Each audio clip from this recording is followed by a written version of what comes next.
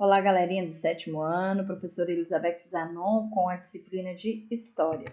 Então, hoje a gente vai fazer uma correção do conteúdo do capítulo 7 e vamos começar pelo livro didático. Então, se você ainda não respondeu essas questões, esse questionário, eu peço que primeiro responda para depois assistir essa videoaula na íntegra, porque a videoaula ela acaba sendo uma correção dessas atividades.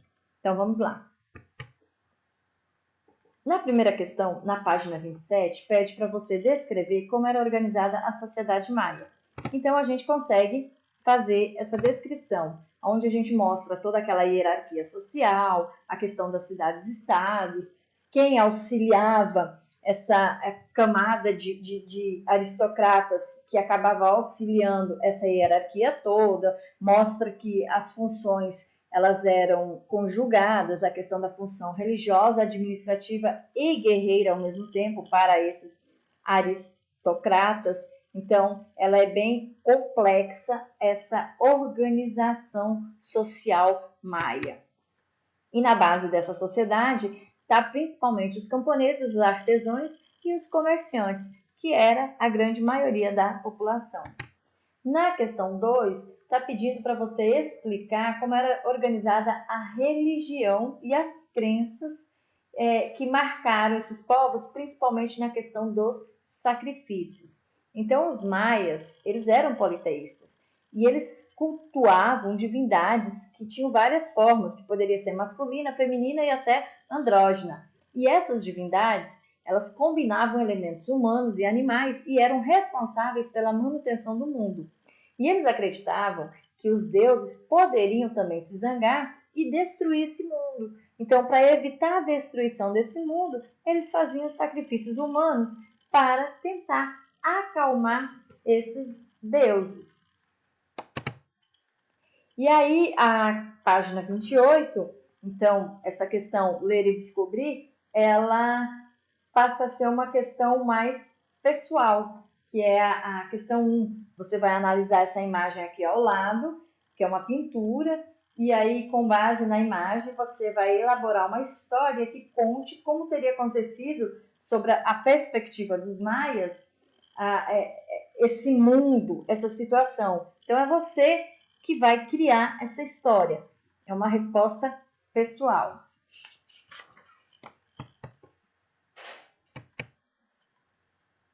Na página 31, a questão 1 pede para você analisar uma imagem e depois que você fizer essa análise da imagem, você vai descrevê-la.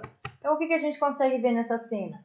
É um grupo de pessoas ao redor de uma divindade, essas pessoas estão oferecendo alimentos, a gente consegue perceber também que os deuses astecas poderiam assumir diferentes formas, inclusive com características humanas, e além disso a gente consegue perceber também a importância do milho para essa sociedade, pois a gente consegue ver espigas de milho próximas aos pés da divindade, o que também pode indicar que o milho ele era considerado sagrado. E aí a gente vem aqui para a página 32, na questão 1, quando vai falar sobre os astecas e do controle territorial que eles tinham. Então, na questão 1 da página 32, está pedindo para você explicar como era feita, como é que eles conseguiram se fortalecer cada vez mais e conseguir controlar cada vez mais regiões, principalmente da Mesoamérica. E aí a gente consegue perceber que no início os astecas eles se estabeleceram ali na região da ilha do Lago de Texcoco, que era bem na região central do México. No início eles eram submissos aos tepanecas e aí depois, com o seu crescimento e o aumento populacional, eles vão se revoltar e esses astecas vão se revoltar e vão, a partir dessa revolta, vão passar a dominar os povos vizinhos, controlando toda essa região do atual México. Na questão 2, está pedindo para você descrever o funcionamento e a organização desse Império Azteca, explicando como esses povos submetidos aos astecas se relacionavam dentro desse império. Então, a gente vai perceber que os astecas eles eram organizados a partir da cidade de Tenochtitlán. As demais regiões elas eram controladas por formas diferentes que a gente vai chamar de províncias. Existiam 38 províncias. E essas províncias elas tinham que pagar tributos ao império e também cultuar o deus Mor, que era o Huitzilopochtli. Ainda assim, muitos povos dominados eles tinham uma certa autonomia política. Eles poderiam escolher seus governantes. Então, eles tinham que seguir ao deus, Deus Mor, o deus chefe, vamos dizer assim. Mas eles tinham uma liberdade política. E isso fazia com que povos que guerreavam contra os astecas e que se tornassem derrotados, se tornariam escravos ou seriam levados para os sacrifícios aos deuses. Agora com você na página 36, a pergunta é: os Incas se desenvolveram na região da Cordilheira dos Andes, em uma área que se estendia por mais de 1 milhão de quilômetros quadrados. Explique como essa civilização ela era organizada politicamente. Então, está pedindo para você falar sobre a política dos Incas. Então, eles eram organizados de uma forma centralizada e militarizada. O Sapa Inca, que era o chefe, ele tinha uma grande autoridade sobre todos. Então, ele conseguia impor seu poder a todos os povos submetidos aos Incas. E o território era dividido em províncias, com governantes que respondiam ao imperador. Na questão 2, quer saber como é que era essa hierarquia na sociedade inca. E aí a gente vê que no topo da sociedade está o Sapa Inca e a sua família, que ele passa a ser auxiliado pelas autoridades religiosas e militares, mais importante, e pelos governantes das províncias criadas pelos Incas. Depois deles vinham os diversos funcionários responsáveis pela administração do império, que são sacerdotes e militares, e abaixo estão os artesãos e comerciantes. Na base, a gente tem os camponeses que trabalhavam nas terras e produziam alimentos para o sustento da população. A questão 3, ela é uma análise pessoal. Então, a questão teria que ser um debate em grupo, se a gente estivesse em sala de aula. Como a gente não está em sala de aula, você vai retornar o capítulo, o assunto, vai tentar montar a sua resposta e dentro da sua resposta, você tem que tentar encontrar alguns desses motivos que vão se destacar, que é a questão da pouca disponibilidade de terras e de recursos e uma maior possibilidade de isolamento e também de defesa por eles estarem em uma região montanhosa. E os fatores religiosos é que eles se consideravam privilegiados por estarem mais próximos do céu e do sol. Eles acreditavam isso por estarem numa região bem montanhosa. A questão 1 está pedindo para vocês analisar essa imagem da página 37 e na letra A pede para vocês falarem o que essas imagens representam. E aí a gente pode dizer que essas esculturas elas é a representação da criação de animais, que era um importante papel dentro da economia inca. E também a gente consegue perceber que, além de uma figura humana, a gente identifica a criação desses animais, como se fosse uma deusa ou um deus, o grande criador desses animais. A letra B está pedindo qual seria a intenção desse artista e aí você vai ter que formular uma hipótese, então uma resposta pessoal. No Explore seus conhecimentos, você vai ter que colocar V para verdadeira e F para falso. Então, a questão 1A é verdadeira, não tem nem o que a gente debater.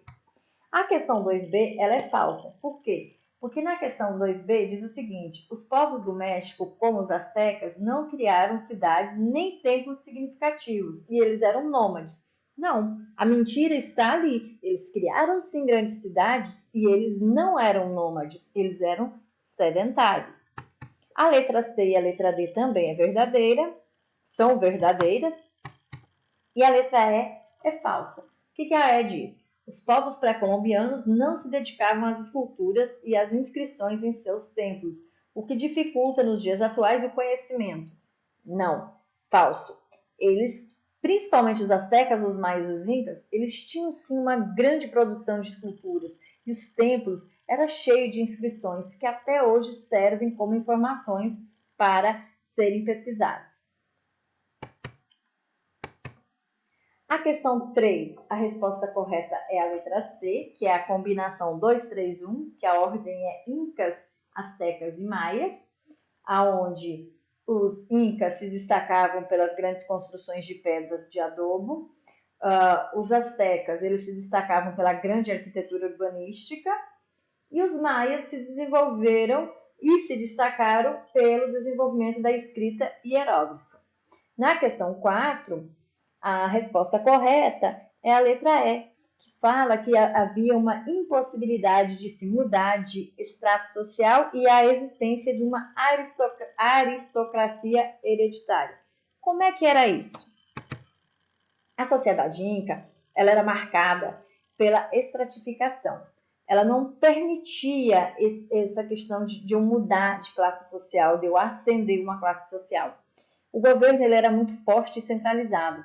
Então, o império ele se baseava muito nessa questão teocrática do poder, que era a principal liderança religiosa posicionada como uma autoridade e possuía um processo sucessório, fundado no princípio da hereditariedade, ou seja, era passado de pai para filho, e isso se perpetuava. Então, as demais pessoas que não fossem descendentes próximos acabavam ficando fora dessa sociedade hierarquizada.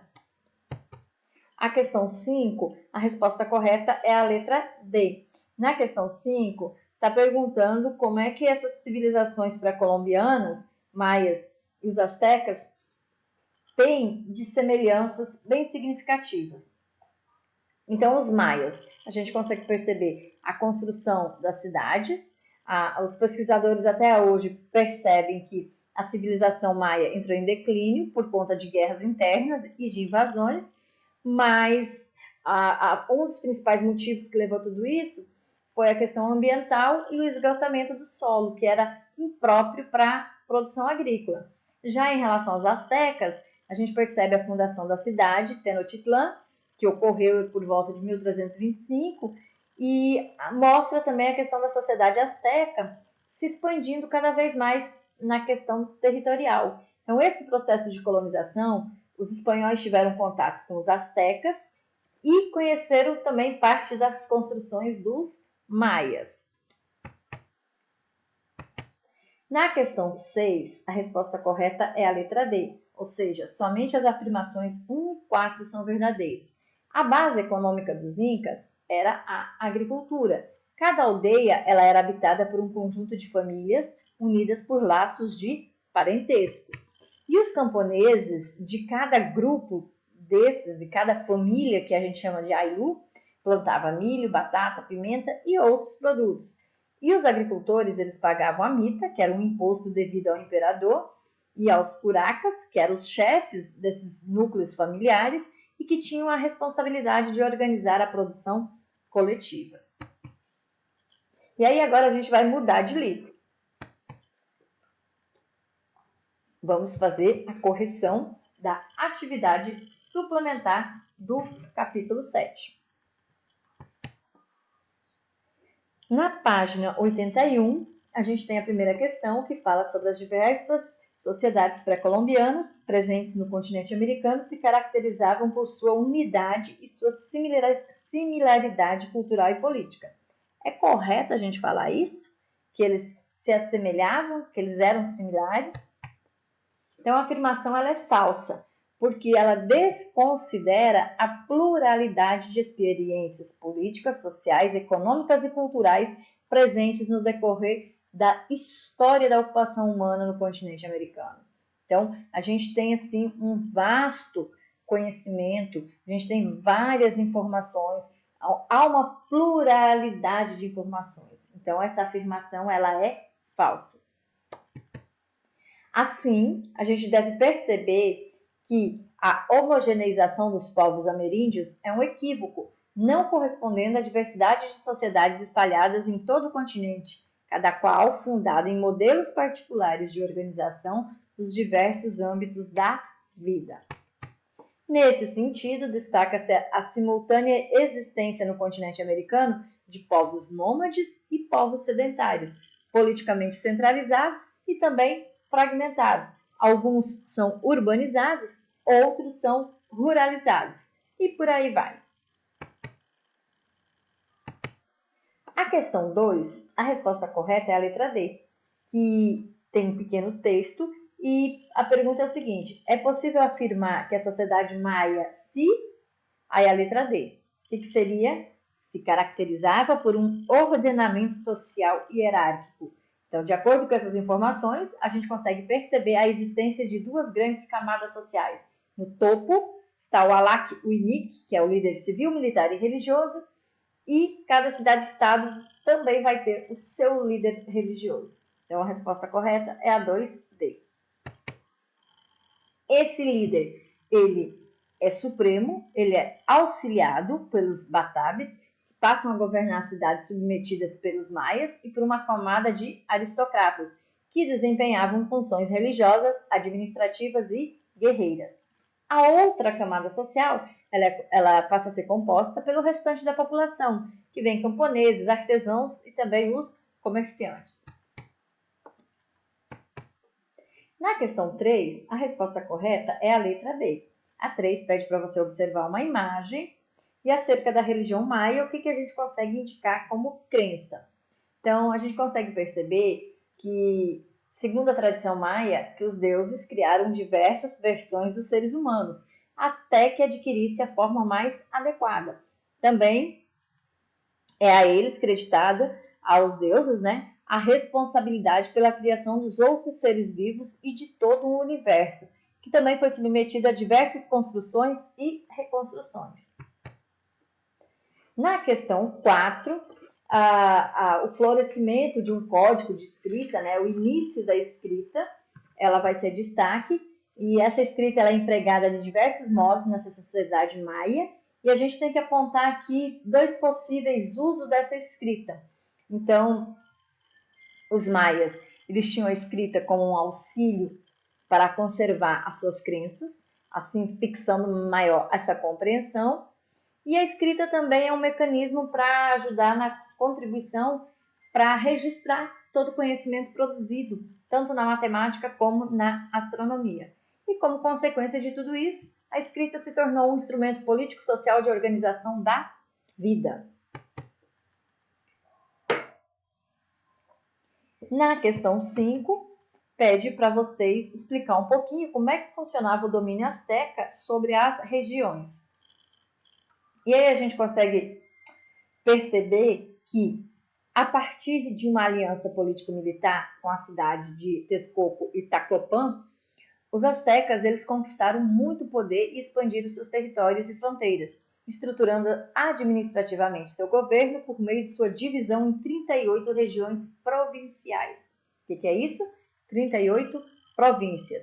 As regiões submetidas interagiam com o poder asteca, sediado em Tenochtitlan, mediante pagamento de tributos e cultos de divindades astecas, podendo desfrutar de relativa autonomia política administrativa. Na questão 6, a resposta correta é a letra E, que fala o seguinte: é possível afirmar que o povo mexicano ou o povo asteca associava a expansão militar a motivações de ordem religiosa. O que isso quer dizer? Que eles estavam muito ligados para a questão dos sacrifícios aos deuses. Então a guerra, ela tinha essa intenção também de fazer com que a morte fosse algo honroso, virtuoso, um grande objetivo divino. Então, nesse caso, os instrumentos utilizados para capturar os escravos que seriam sacrificados, esses instrumentos não machucavam e nem iriam causar também tanta dor, tanto pânico. E uma vez que esse corpo ele tinha que estar puro, limpo e saudável, então tinha todo esse cuidado com esse escravo que iria para o sacrifício. A questão 7 fala sobre o principal gênero alimentício na sociedade asteca e também na sociedade maia, que é o milho. Então, pede para você explicar a relação dessa sociedade com esse alimento. Então, o milho ele era um alimento, fazia parte da dieta desses povos da Mesoamérica. Não era o único, mas era o principal e era considerado sagrado. Então, essa relevância social e econômica era tanta que o milho acabou se tornando um alimento oferecido às divindades. Na questão 8 tem a imagem do códices e aí faz a pergunta sobre o significado dos códices. É possível afirmar que... O que eles são? Eles são... É a letra A, a resposta correta, né? Eles são textos manuscritos, ricamente ilustrados, que sintetizavam aspectos históricos, culturais e sociais importantes para a vida da sociedade asteca. E esses vários desses documentos que a gente vai ver, eles acabam trazendo traços da organização política e econômica dessa sociedade. Vai mostrar também a questão cultural, religiosa, os seus hábitos, seus conhecimentos e por aí vai. Na questão 9, a resposta correta é a letra D. Como é possível a gente observar, o povo inca dominou amplamente a região dos Andes. Esse processo de expansão se caracterizou por desenrolar-se gradativamente por meio de conquistas militares. Então, durante o século XIV, os incas passaram a liderar ataques bem-sucedidos a outros povos e conseguiram se impor como a principal autoridade na região. E isso deu origem ao Império Inca, que continuou cada vez mais se expandindo. Na questão 10, tem uma frase, e aí a pergunta é: o que esse enunciado revela sobre a organização do poder político na sociedade inca? Bom, a gente consegue perceber que essa afirmação ela é ilustrativa de uma centralização política na sociedade inca. O que isso quer dizer? Que há uma profunda concentração do poder nas mãos do imperador e de seu círculo religioso e militar mais próximo. Então, nesse sentido, deve-se sublinhar a forte hierarquia político-social que está bem organizada dentro dessa sociedade. Então, a gente consegue perceber bem de quem é essa autoridade imperial, quem é que vai centralizar, fiscalizar e de quem serão esses interesses políticos e econômicos, que a gente percebe que é do imperador. A questão 11 fala também da sociedade Inca e você vai explicar o sistema elaborado no Império Inca para a organização de suas atividades. E aí a gente vai perceber que o sistema de registro disseminado pelos Incas é o quipó, que é baseado em cordões de tamanhos e cores diversos, que apresentava uma regulação feita por meio de nós. E esse tipo de registro possibilitava a organização de funções burocráticas no interior do Império, assim como facilitava o controle da produção e também do comércio. E por último vem a questão 12, tem um pequeno texto e a gente vai ter que apresentar duas características arquitetônicas dessa sociedade inca.